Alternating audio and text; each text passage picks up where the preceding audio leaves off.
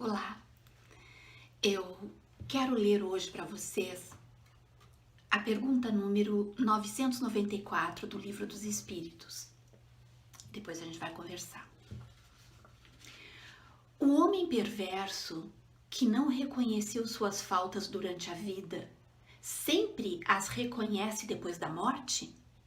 A resposta: sempre as reconhece e então mais sofre, porque sente em si todo o mal que praticou, ou de que foi voluntariamente causa.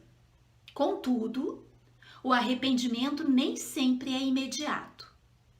Há espíritos que se obstinam em permanecer no mau caminho, não obstante os sofrimentos por que passam.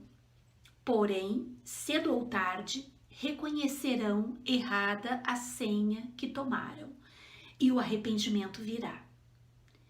Para esclarecê-los, trabalham os bons espíritos e também vós podeis trabalhar.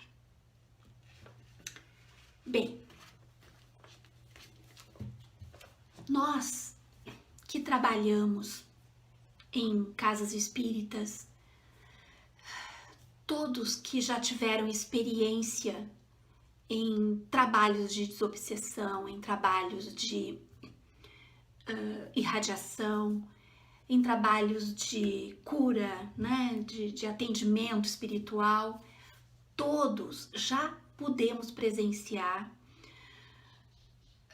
irmãos nossos, espíritos desencarnados, né, que são pessoas sem o corpo físico, se comunicarem e dizerem durante esses trabalhos como estão sofrendo, ou como estão iludidos, ou qual a dor que sentem por chegarem à conclusão de que estavam enganados o tempo todo. Eu não vou enumerar aqui, talvez isso fique para uma outra conversa, vários testemunhos pessoais que eu posso dar em termos de trabalhos espirituais aos quais eu participava na época em que frequentava mais o centro espírita. As coisas mudaram de alguns anos para cá.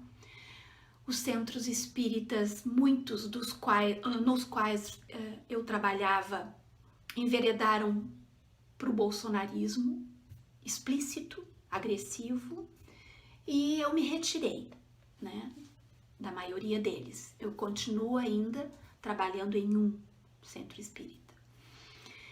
Enfim, essa pergunta e essa resposta nos mostra que a pessoa desencarna exatamente como ela era.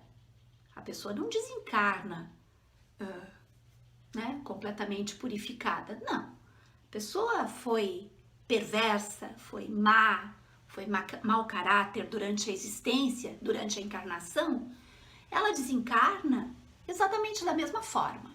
Ela não muda, ela não se santifica porque desencarnou. Desencarnado, sem o corpo físico, esse irmão nosso, esse espírito vai tendo os véus tirados dos seus olhos e vai conseguindo ver todas as bobagens, todas as maldades que fez.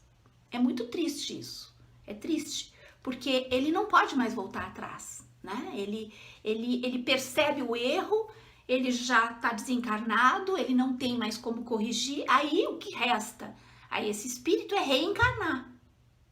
Reencarnar para tentar, numa nova existência, não cair naqueles mesmos erros do passado. Eu digo isso e eu trouxe essa pergunta hoje para conversar, porque ontem eu li um artigo de uma professora universitária psiquiatra, professora da Universidade Federal do Rio Grande do Norte, Vera do Amaral. Eu vou colocar nos comentários desse vídeo esse artigo. e peço que todas e todos leiam, aproveitem que o que não nos falta agora é tempo, né, e leiam. Ela diz o seguinte, ela diz que nós não devemos argumentar com as pessoas fanáticas, tanto fanatismo religioso quanto fanatismo político. No artigo ela se refere ao fanatismo político do bolsonarismo. Porque essas pessoas, elas mergulharam num processo de delírio psicótico. Ela é uma psiquiatra, ela deve saber do que está falando, né? O delírio psicótico faz com que essas pessoas criem um mundo irreal, um mundo paralelo, e vivam nesse mundo paralelo. Eu que tenho esse meu humilde canalzinho onde eu faço essas discussões a respeito do espiritismo, tentando tirar as vendas dos olhos de muitos espíritas que mergulharam nessa visão política, que mergulharam neste delírio psicótico, porque o bolsonarismo é um delírio psicótico. Eles falam em terra plana, eles falam em conspirações que não existem, eles falam no comunismo que não existe. Brasil comunista, desde quando? Né? Desde quando?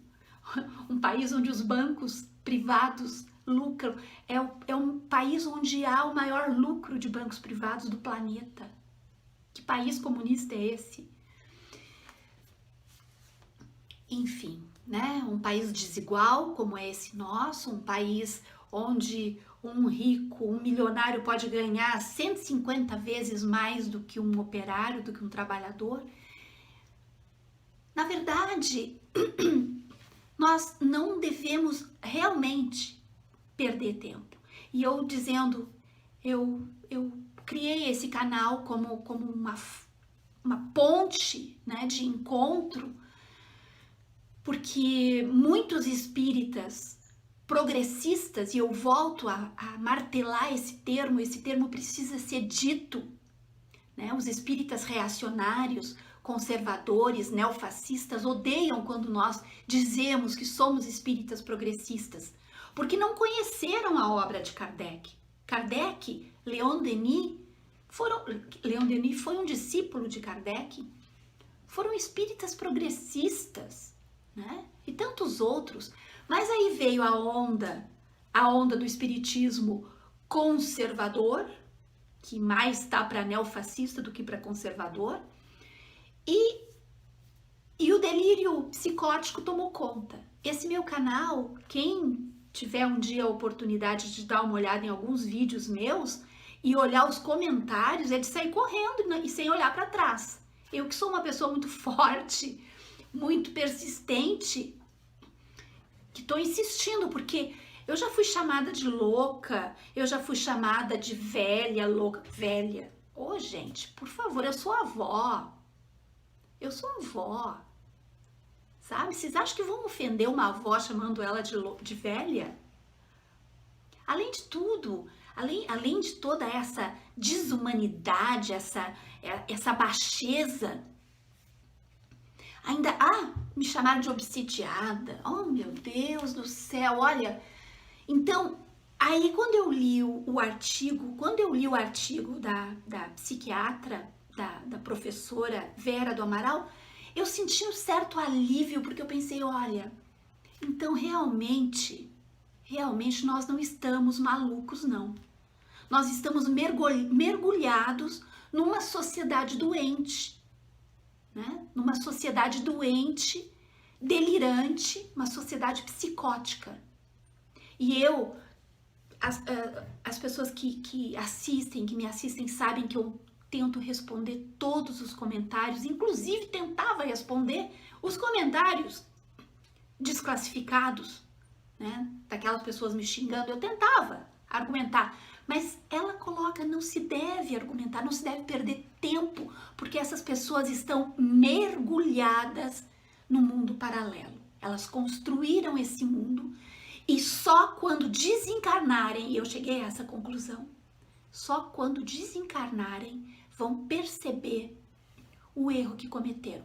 Olha quantas existências desperdiçadas, quantas existências jogadas no lixo, porque essas pessoas não estão evoluindo, não estão cumprindo a sua trajetória, estão perturbando, agredindo, violentando com palavras as outras pessoas, né, que discordam, aquele que é o diferente, vendo no outro uma ameaça, querendo que o outro que é diferente morra.